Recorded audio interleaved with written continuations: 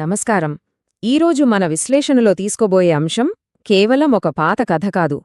ఇది మనందరికీ, ముఖ్యంగా నేటి తరానికి అత్యంత అవసరమైన ఒక గొప్ప పాఠం. శ్రీరాముడు, ఆయన సోదరులైన లక్ష్మణ, భరత, శత్రుఘ్నుల మధ్య ఉన్న ఆ ఆదర్శవంతమైన అనుబంధమే మన భారతీయ సంస్కృతికి, కుటుంబ వ్యవస్థకు అసలైన నిదర్శనం. ఆ దివ్యమైన బంధం వెనుక ఉన్న లోతైన అర్థాన్ని ఈరోజు మనం వివరంగా తెలుసుకుందాం.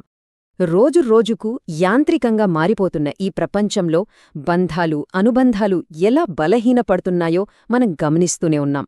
ఒక్కసారి ఊహించుకోండి, అగ్రజుడైన రాముడిపై లక్ష్మణుడికి ఉన్న ఆ భక్తి సామాన్యమైనదా? తనకంటూ ఒక సొంత జీవితం, ఒక కుటుంబమున్నా కూడా వాటన్నింటినీ వదిలేసి అన్న అడుగుజాడల్లో నడుస్తూ 14ఏళ్లపాటు అరణ్యవాసంలో రామసీతలకు ఒక నీడలా రక్షణగా నిలిచాడు. కంటిమీద కునుకు లేకుండా చేసిన ఆ త్యాగం స్వార్థం లేని స్వచ్ఛమైన ప్రేమకు నిలువెత్తు రూపం కదూ. ఇక లక్ష్మణుడి త్యాగం ఒక ఎత్తైతే భరతుడి నిస్వార్థం మరొక ఎత్తు. ఏకంగా ఆ అయోధ్యలోకి అడుగుపెట్టడానికే నిరాకరించి అన్నపాదుకలనే సింహాసనంపై ఉంచి తనే స్వయంగా ఒక మునిలా నందిగ్రామంలో జీవిస్తూ రాజ్యాన్ని పాలించాడు. మొత్తం సామ్రాజ్యం చేతిలో ఉన్నా సరే అదంతా కేవలం తన అన్నగారి సొత్తు మాత్రమే అని భావించిన ఆ ధర్మనిరతి నిజంగా అద్భుతం. నాడు త్యాగం, నేడు అహంకారం. గతాన్ని, వర్తమానాన్ని ఒక్కసారి పోల్చి చూస్తే నేటి సమాజంలో చిన్న చిన్న ఆస్తుల కోసం, అహంకారాల కోసం సొంత తోబుట్టువులే శత్రువులుగా మారుతున్న రోజులివి. కాని ఆనాడు ఆ సోదరులు ఎంతటి అధికారాన్నైనా, రాజభోగాలనైనా కేవలం ఒక గడ్డిపోచలా భావించి ధర్మం కోసం త్యాగం చేశారు.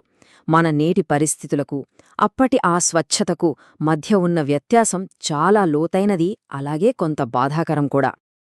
అన్న క్షేమం అన్న మాటే పరమావధి. వాళ్ల జీవితాలకు ఆధారమైన ఒకే ఒక్క గొప్ప సూత్రమిది.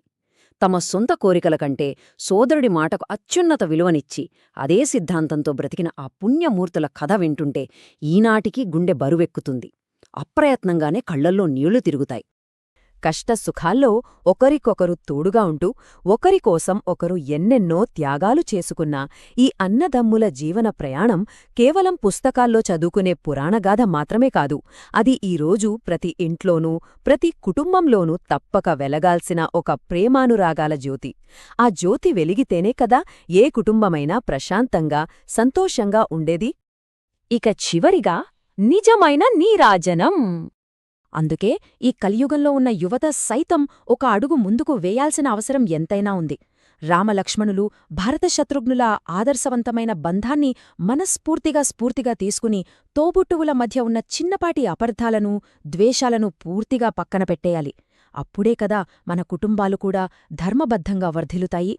ఇదంతా చూశాక మనం గుర్తుపెట్టుకోవాల్సిన అసలైన సారాంశం ఒక్కటే: కుటుంబ సభ్యులందరూ అమితమైన ప్రేమాభిమానాలతో కలిసిమెలిసి జీవించడమే ఆ శ్రీరామచంద్రుడికి మనం అర్పించే నిజమైన నీరాజనం, అత్యుత్తమమైన నివాళి. ఇది కేవలం ఆరాధనతో ఆగిపోకూడదు, ఆచరణలో ఉండాలి. మరి మన సొంత ఇళ్లల్లో అలాంటి స్వచ్ఛమైన, ఆదర్శవంతమైన బంధాన్ని నిర్మించుకోవడానికి ఈరోజే మనం వెయ్యాల్సిన ఆ మొదటి అడుగేంటి? ఆలోచించండి.